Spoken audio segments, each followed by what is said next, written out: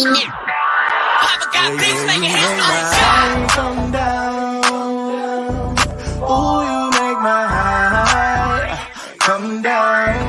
Always tripping when you come around. Never have to cut you out like right now. You see, I don't have to drive me. You can say that for your mama. Maybe you should smoke some. Me try to marijuana. I was never you good. The vibe was straight. Showed you a couple of things and they feel strange. I treated you right. Everything was a gift from a time to your bag and the color on your lip. Welcome to a special edition of Seahawks Man to Man, a YouTube exclusive. My name is Michael-Shawn Dugar. You guys can follow me on whatever Elon Musk is calling that app these days. My at name, bang, bang, bang, right there. While you're here, subscribe to the YouTube channel, like, comment, rate, review. Yeah, I'll do all that stuff. Yeah, it means the world to us. Do the same thing on our Instagram and our TikTok. The handles are all the same. Seahawks Man to Man. As you can see on the channel, that's man, the number 2 man. Appreciate the love and support. This week we also had a post-game show, which you probably already listened to, that came out Monday from Seahawks Titans. If you haven't yet, go check out our One Big Thing episode. That's available here, but also in audio on all platforms. And we also recapped the film and also talked to the homie Alec Lewis, who covers the Vikings preview, the Week 13 matchup. Alec gave us some great insight on whoever the hell is going to start for the Vikings at quarterback. The Bros Show, JJ McCarthy, all that good stuff. So make sure you check that out. But here, oh shoot, actually my bad. Chris, go ahead, talk to him. I did the whole intro. My bad. You're good. What is going on, everybody? It's your boy Christopher Kidd. You can follow me on Blue Sky and Twitter at CKIDD206, and that's CKID206. Okay, my apologies. Here, Standout Plays. We watched the film, we broke it down. We got some stuff to show you. We're back on schedule in terms of the Seahawks won, so Chris is kicking it off. So, sir, what do you have for the people today? So, for one big thing, I talked about the defensive line and how they were just playing really good football in short yardage situations. And to piggyback off of that, I think it's only right that I show Leonard Williams some love because he had a really good game, as well as Byron Murphy. To be honest, I could have went with Byron as well, but I ended up just going with Leo because I'm not sure. Have we had anything surrounding Leonard Williams for standout plays and or one big thing? I don't recall. We've done 12 of them. So nonetheless, I felt I don't think we've done a Leo. Have we done a Leo? I don't know. It feels like he hasn't had like one of them games where it's like, all right, this is the Leo game for us to I mean, Byron's had a couple though. Yeah, this wasn't the Leo game, but when I just watched the tape, he was just really phenomenal yet again. And I thought, you know what? Why not show the big man some love? Big Cat, as they call him. I thought I gave a pretty cool breakdown on why they might call him Big Cat. Maybe he has a different answer as to why they call him Big Cat, but nonetheless, I said, yeah, I want to look at his performance on Sunday against the Titans because I did think it was quite impressive. So here is the first play that we're going to take a peek at. This is going to be in the second quarter, 3:12 left. Tennessee on the 49, 1st and 10.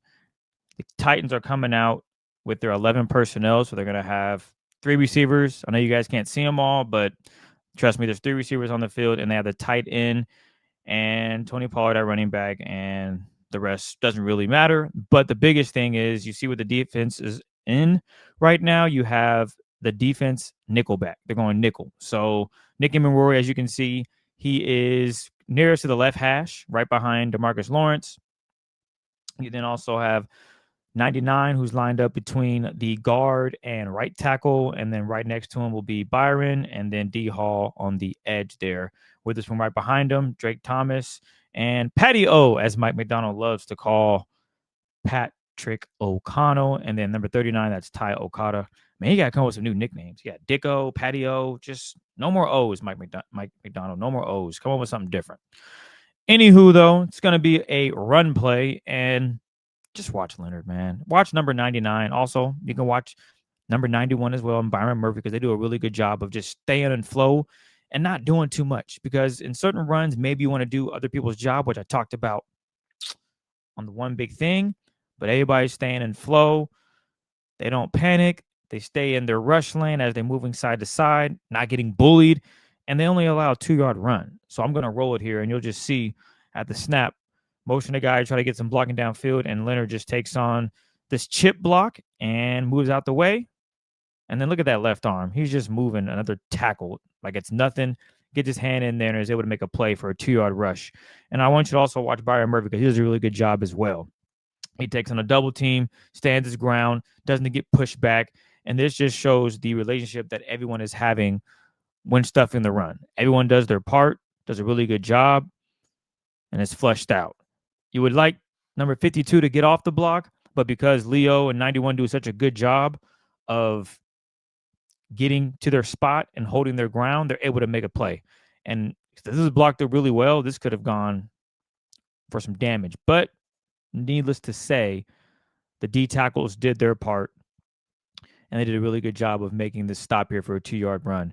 Just really good stuff from the D line. And as I mentioned, in short yard situations, obviously this is a 1st and 10, so there could be a play action. There could be a lot of things out of this. The Seahawks do just a good job of just giving you short runs, nothing gashing, staying in the rush lanes, and making a tackle for a 2-yard gain. So we're going to roll it again. Just really cool stuff from Byron and Leonard Williams. And this is not easy stuff, man. That's 500 pounds of beef that they're just moving, and they make it look so simple. I mean, as Mike mentioned on the last episode, we be playing flag football. We be having guys block. I'm not going to lie. 200 pounds hit me. I'm going back 7 yards. Granted, I'm not an all-pro player or anything, but it's just physics, you know? Sometimes you lose these battles, and these dudes just handling it, making it look so easy. So shout out to DeMarcus Lawrence and Byron Murphy on that play, just moving along the offensive line on the D-line, staying in their area, getting a hand out, and able to bring the ball carrier down. So that's really cool stuff on tape that you're seeing from these guys. This next play we're going to look at comes in the third quarter.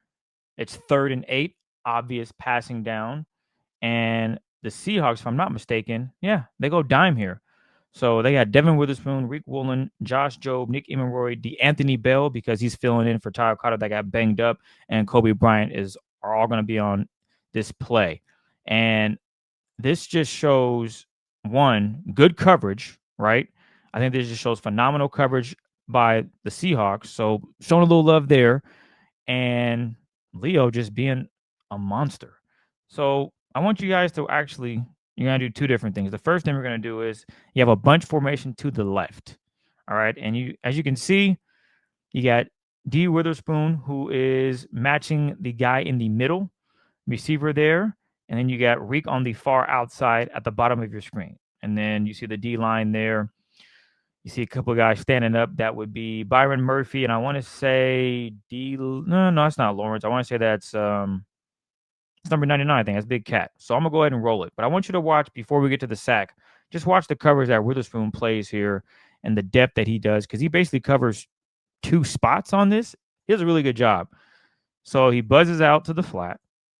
He sees it.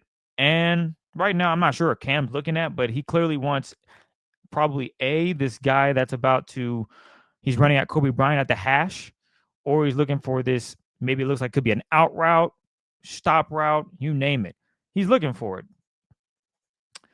Pressure's there. Kobe is sitting on it. So if he throws this to the receiver to Kobe's right at the hash, that's going to be either a PBU or potential pick. Now, if you look at Devin Witherspoon, he is seeing it too, and he's getting ready to make a play as well. But then let's now look at the D-line.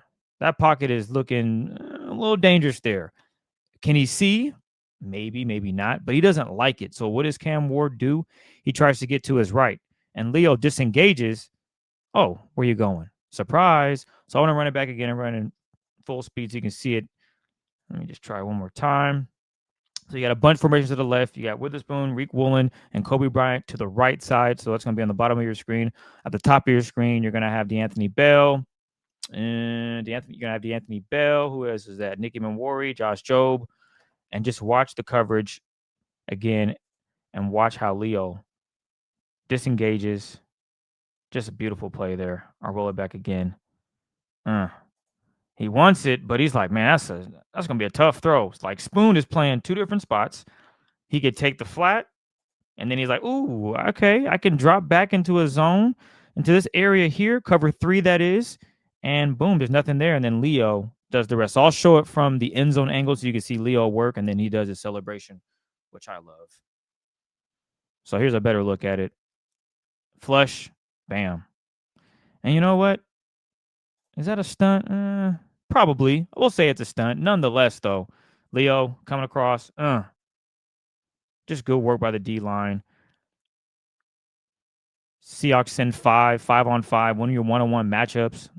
Leo does that with these, but he also gets a little help from Nicky Minwori and Byron Murphy getting in there. So just A, great coverage, and B, Leonard, man, so quick, so swift. Here's another look at it. Just really good stuff. Nothing open downfield. Cam's trying to roll to his right. If he probably could have ran it maybe, but he was actually, I think, trying to throw the football. Let's see. Yeah, he's not outrunning Leo. He tries to run it. Yeah, it's just not happening. So again, good coverage. Just showcasing the Seahawks when they're locked in, man. This team is really fun to watch. And look at Spoon. I love what Spoon does. So after he realizes the sack, watch Spoon. Looks at the sideline like, they're trying to try me? Like, what are they doing, bro? I'm here. Like, there's nothing that they can do. And then you got to give credit to Leo for doing his part and getting after the quarterback. So they're having that relationship where we talked about in pods before, where you have great coverage and then D-line's doing their part, which results in the sack. When you have those two things going well, it makes it very, very tough for an offense to find some consistency and to get the ball out because everything is covered. When everything's covered, what do? You hold the football. And that is a perfect example there between the D-line getting after Cam and then the coverage. The guys were doing their part. There was nothing really open. Sure, Cam could have probably forced it somewhere, but that ball is going to be either tipped, maybe intercepted. You never know how that play is going to end. And this last play just shows relentlessness. I can't even say the word. Relentlessness. Is that the word? It sounds about right. Yeah, I think that's a word. If it's not, let's make it one today. I'll look it up, though. I'm pretty sure it is. I'm just half awake, I guess, now all of a sudden. I got tired before we started the pod, as Mike jokingly teased me about yawning. But anywho. Yeah, relentlessness.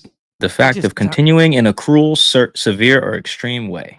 I'm not going to lie. It just sounded weird coming out of my mouth. And that's probably because I don't use it in my vocab enough. But anywho, my last play we're going to look at is another third down situation, 3rd and 6. Fourth quarter, Seahawks are up. So obviously they got to score. They got to get some points on the board. And the Seahawks, again, are going to be, I want to say they are in, they're going to be in dime again. Their dime package. So you got 6 DBs on the field. If you want, go ahead and count them, guys. Let's start.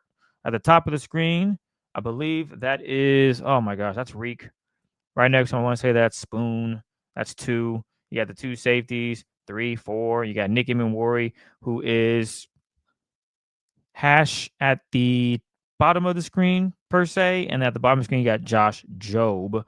So there you go. 6 DBs and 1 linebacker, 4 fat men rushing the quarterback. And yet again, the Seahawks do a really good job of doing what? Covering things up downfield. So at the snap, as you can see, okay, trying to get some indicators. Okay, could be zone. Looking like, okay, match zone there. Oh, is it man? Okay, we got a guy that's cover free. That's free, and that will be, Drake Thomas. As you can see, he drops into an area. But there's not much for Cam to go to. Where's Cam going to go? Top of his drop. So let's see. You got routes still being ran. I mean, technically, if he wants, that out route by, I believe, his tight end could be open. But it looks like there's a defender that can drive on that.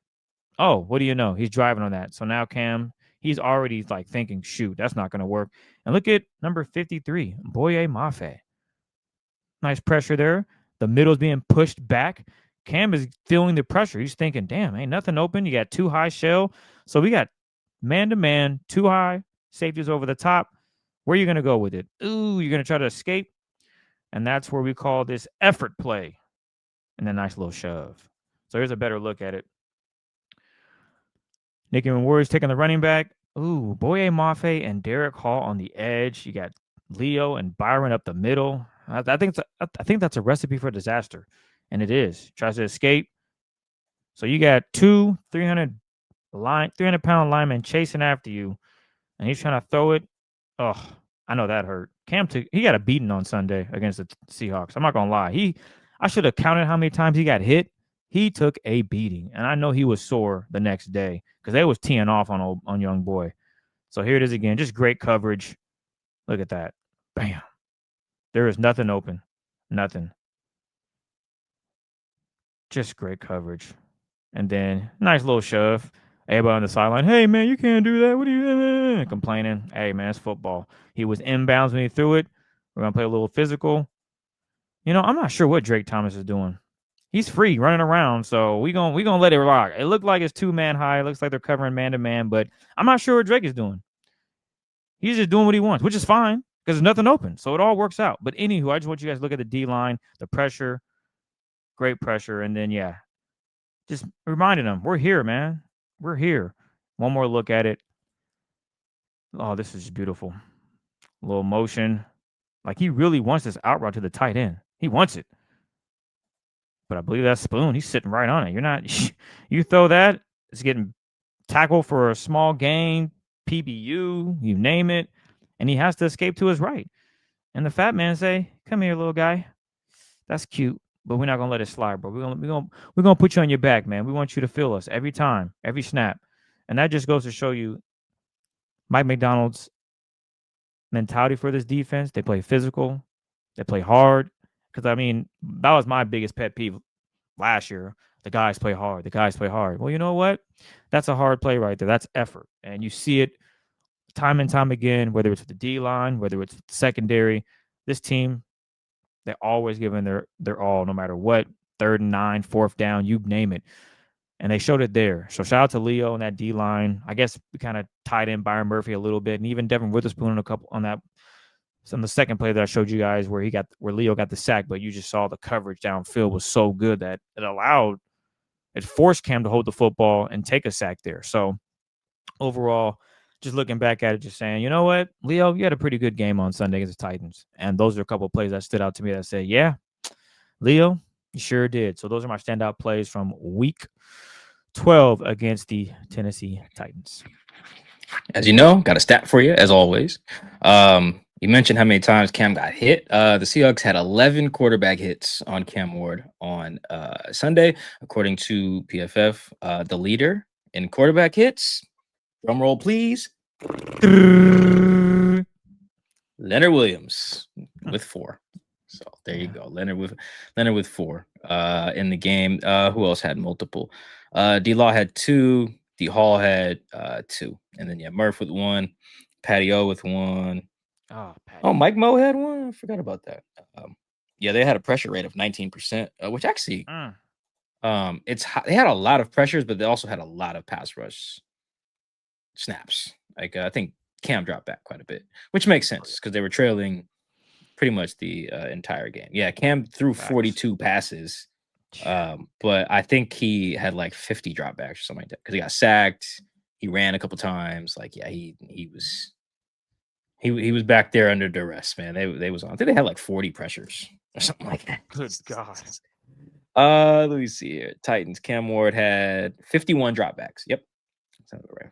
51 dropbacks. Under pressure on 45% of those dropbacks. That's massive. God. So for him to actually still turn in his best EPA was pretty crazy. Anyway, I'm gonna go offensive side of the ball. I talked about some of this stuff on One Big Thing, and I just want you guys to visualize it. Some of the stuff I was talking about. And so I was mentioning that Kubiak's doing a good job of like adjusting to how teams are adjusting to them. And one of the ways is you'll see here how they get into some of their single high beater stuff. Because in the beginning of the year, they were doing a lot of like, all right, if they're in single high, let's check to a throw. If they stay in too high, let's stay in a run, and some that depends on the safety rotations and all that other stuff. At least that's how it looks on film. No one's like told me that, Kubiak or Sam or anything. But just kind of how it looks. And you could tell teams are adjusting to that too. So I'll give you an example, right? So we're going to get to Jackson's 56-yard catch. But this is an example of kind of how you could see things coming together earlier in the game. So this is on the first drive of the game, 1st and 10, 21 personnel, 2 receivers, Jackson Coop, and then I think that's Callerup is the tight end, and then Robbie Oots is in there. Shout out Robbie. So you can see they start in a too high, which, all right, cool. We got big boys. This is technically a light box. Well, they got 5 guys on the line, 7. Okay, so maybe not as much, but this is an advantageous run situation because you got 2 safeties back, right? So, but then as you can see here, I'm just running. Boom. Callerup moves. All right, bet. Sam's like, all right, That's fine. Now it's a loaded box. Seahawks face loaded boxes, I think, more than any team in the league. I think maybe them and the Browns or something like that. It's a high number. All right, we can still run it. They switched to single high. Let's do it. This run kind of goes nowhere. Thanks to, I mean, it gets a yard thanks to Ken. Jesus Christ. Like, look at this end zone angle. You guys can see this. You see Amani Hooker, number 37, bottom left of the screen, rotating down on the motion. Because the Seahawks have been doing this a lot. Motion the tight end or motion the fullback, and then run to that side, or just run it in general. Sometimes they motion and then run it to the weak side, which in this case would be towards Cup on the right side of the screen. But either way, the Seahawks have shown a lot on film. Okay, rotate the tight ends, rotate the fullback, and then once they arrive, we're snapping it. They've done that quite a bit. Or they do what you see here with Robbie. Robbie moves, and then they snap it. Also, who blows their block? I think it's Jackson here comes in and blows his block. Yeah, Jackson's supposed to get 37. He does not. Shout out to Ken. Look at that. Makes Amani miss. Stiff arm, Sebastian Joseph Day. And then takes this contact here. I love this. This is probably my favorite part about how Ken was running. Look where he gets touched. He's on whatever half-yard line, 35 or whatever.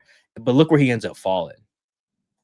Falls like 2.5 yards forward. Again, this is only a 1-yard run, but that's like those are I wrote about Ken's hidden yardage. That's hidden yards. That's the difference. What Ken just did there between second and we want to call that Chris 13, second and 13 or something. Maybe it would have been second and 12. Now we get second and 9, which from a play calling standpoint is way different. You know, it really is. You're probably still throwing it on second down, but still the feeling is different. So see how they motioned, got the defense to kind of show their hand, so to speak, and then just still ran it anyway. But that transitions to, all right, so we're going to look at roll this back just a tad bit. That goes to, so this is, I think, like the first play of the second half here. It was like 14 minutes and some change. Too high again. We're in 12 personnel with Collar up and AJ Barner on the field with Jackson Coop. So it's not the same personnel, but the idea is the same. Condensed, under center, early down, verse too high, probably have a run called because this is an advantageous look. Even though they have 5 guys on the line to try to stop the wide zone stuff, which that's fine. You can do that. But still with the safeties back, it's advantageous to the Seahawks. But motion Collar up. Boom. Remember I said sometimes they run it to the opposite side where they motion? Well, the Titans know that too. Titans did some good film study. Like I'm crediting them as well. Like, all right, cool. You guys sometimes like to do that, but then pull AJ around because AJ's at the top of your screen there. Pull AJ around and then run it to Coop's side or in Jackson's side. You know, maybe pull a guard. There are a few ways they get to this stuff. But so here we get the safety rotation, and then watch Sam though. Let me pull that back a little bit. Watch Sam on the rotation. Oh, you rotate? Oh, everybody look at me. See everybody tapping their helmet? That means something. Yeah, everybody's like, all right, cool. My guess would be, I could be completely wrong. My guess would be now it's like, all right, guys, now let's bomb it on them. Because now we're going to get the one-on-ones that we want. And then it ends up being the one-on-ones. They bite on the fake. Look at these linebackers, y'all. Look at these linebackers. Look at 33 Gray, Cody Barton in the middle. Look how far they come up on the play action fake, and actually did pull the tight end back across the formation, which also looks like some of their run plays. But anyway, so you see Sam. It's like, all right, cool. Boom, boom, boom. We got him. It's like that Drewski meme. It's like, we got him. We freaking got him. And then we get Jax running what amounts to, because we can call this a cover 3 beater, basically. We got Jax running an over, sells it really well. It's not the greatest view from right here, but Jax in the middle of the field. His helmet is looking at the corner. And that's important because right now, everyone, take a moment. Look at that safety. Look where his hips are facing.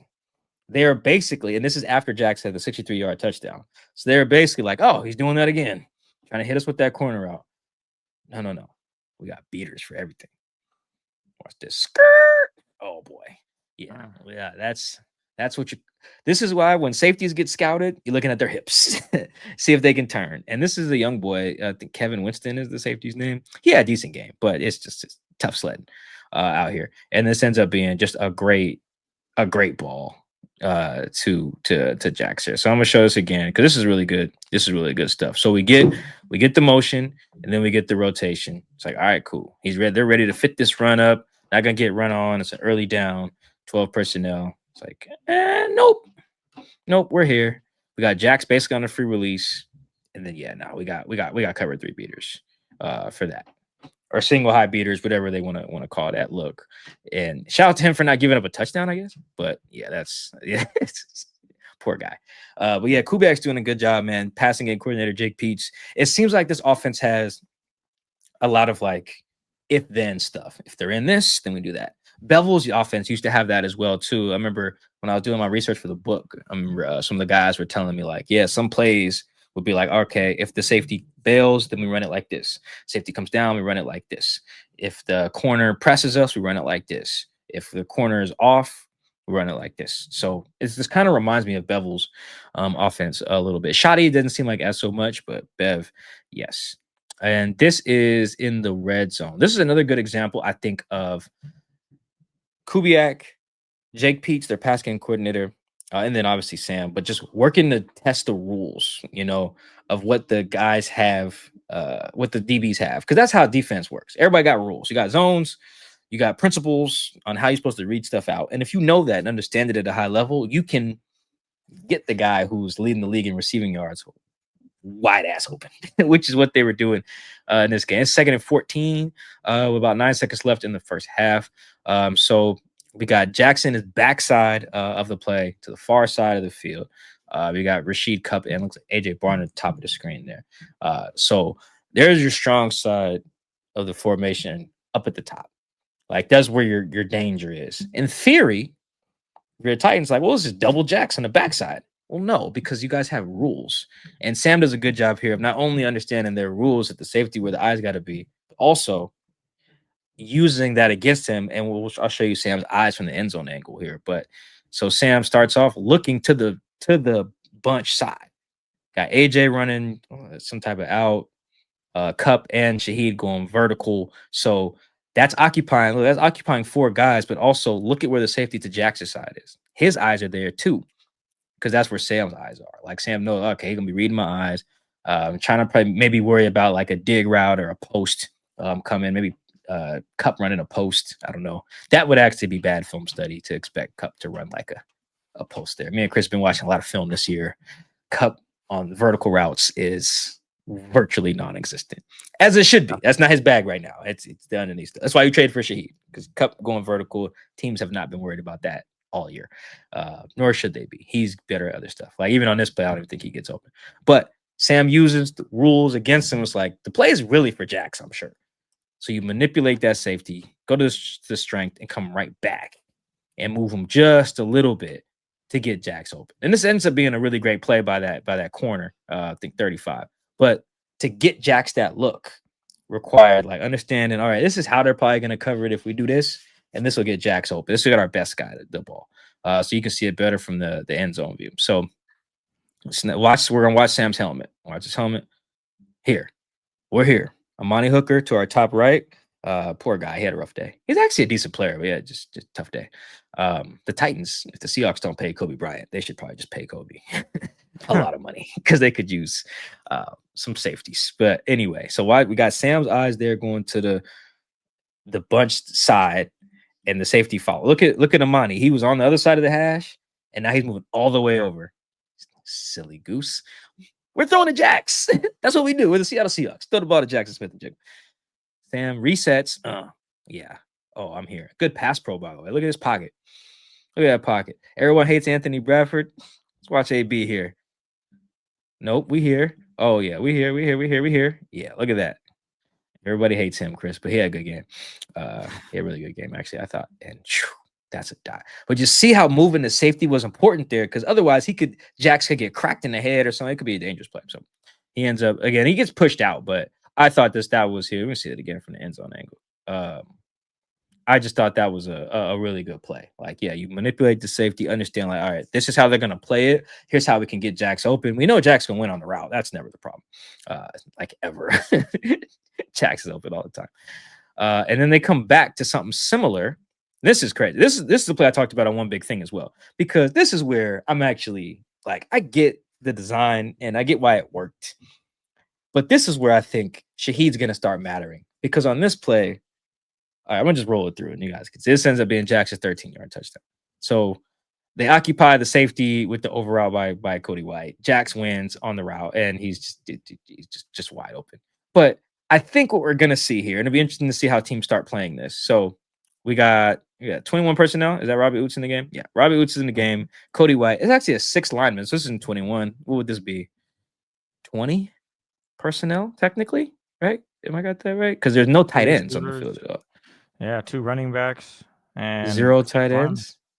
Yeah. Maybe we can call Josh Jones the tight end like George Fant was doing back in the day. But anyway, so we're real heavy here.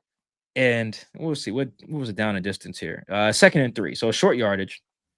I get why they're heavy, and I get why they load the box. But one of the reasons this play works, other than Jax just barbecuing his guy, is that the safety here, this is the Winston kid again. See how he steps that way when Cody's running this over route? Again, I respect Cody. That's great. If I play the Seahawks, I bet you better teams are going to be like, you know what, Sam, you're going to have to throw that ball to him before I respect it. Which is fine. That's cool. Because maybe he will throw it.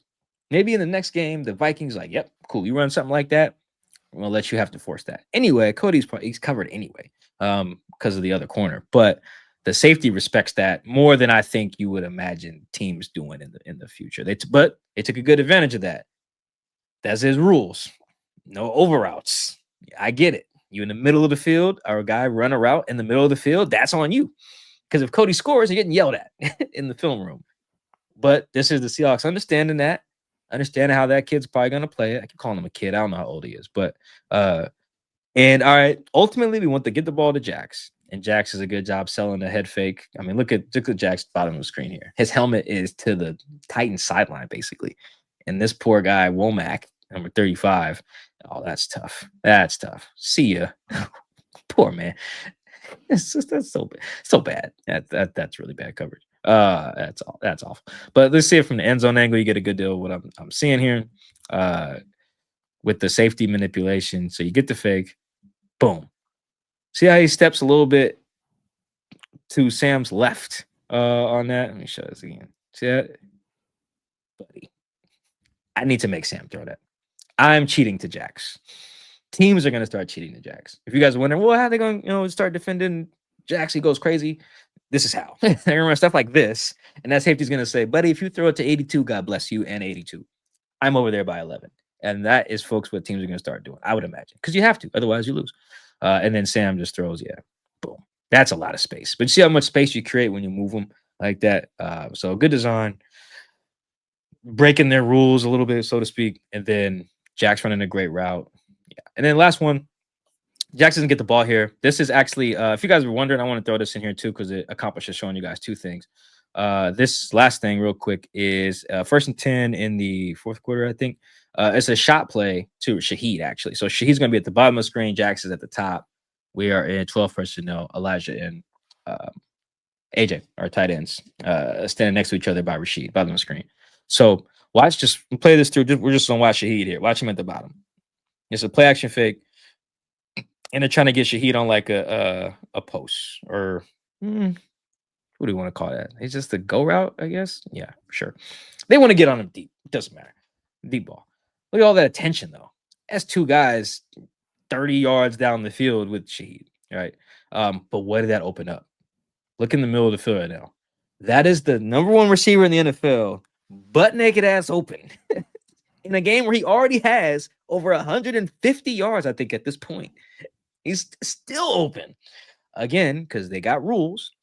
If you know them, you know when they're going to apply them, you can break them and get your best guy. Again, as you guys watch these games, the Seahawks aren't throwing a bunch of jump balls to Jackson. It's stuff like this where he's wide open. And this ball ends up going to AJ for reasons that I understand because AJ's also open. But all right, this last little look here at that before we get out of here. So yeah, again, we got them running a deep shot to Shaheed. The Titans do a good job covering that up. So they got their rules. All right, so Sam checks it out. He sees that both the safety and the corner are on top of it. Good job by the Titans DBs. And then watch Jackson in the middle of the field here. Skirt! 4 yards of separation, middle of the field. Wide open. I see why Sam didn't throw it. Again, this wheel route or whatever to AJ at the bottom of the screen is open as well. I get it. He should have kept his eyes on Jax, though. But I'm showing this play to say this is another example of like they're doing Kubiak's doing a really good job, and Jake Pete's their pass game coordinator, all those guys, of just manipulating. It's like, hey, here's how their rules work. Here's how we can screw their rules to get Jax open. They're getting other guys open too, but specifically Jax, because Jax is the killer. That's how you lose games, is you let Jax catch it. So yeah, those are the plays that jumped out to me. Some of the stuff I talked about on One Big Thing, man. Shout out to Kubiak. Shout out to Jake Peace, the pass game coordinator. Shout out to Sam, Jax, the receivers coach. They're doing a really good job of saying, guys, until these idiots start cheating the Jax, here's how we're gonna get him open every week. All these plays he's open. All these plays he's open. Just really impressive. So yeah, I am curious to see how the Vikings handle that, how teams in the future handle that, because teams are going to have to break their rules to stop Jax. You can't play your rules, so you can't. He'll beat you a lot. So yeah, it's shout out to those guys for the scheme, and it was really apparent in this game. They knew how the Titans were going to cover him, how to get Jax open. So yeah, shout out to those boys. Shout out to you guys for tapping in to our Standout Plays segment this week. Chris showed you guys some stuff from that dominant D-line, one of the best fronts in the league. Seahawks also have the best receiver in the league. It's a great combo to have on top of having a good line. And so, yeah, make sure before you get out of here, rate, review, like, subscribe. We got anything else, Chris, we can plug before we get out of here? Yeah, man. Your book. Oh, that's right. That's right. Yeah, I got some right here too. Yeah. If you want a signed copy of the book, make sure you hit me up, DM me. My DMs are open on Instagram. They're open on X now as well, on Twitter, whatever. So let me know. I'll get you a signed copy. I'm shipping. If you've already ordered one, got a lot of them. I'm shipping like 40 books tomorrow. But those are going out Friday morning. So appreciate all the love and support. Thank you guys for tuning into the pod. Make sure you tune into our post-game show dropping Monday after Seahawks and Vikings. So then, happy holidays again. Hope you had a good Thanksgiving. Enjoy your weekend. And we'll talk to you Monday.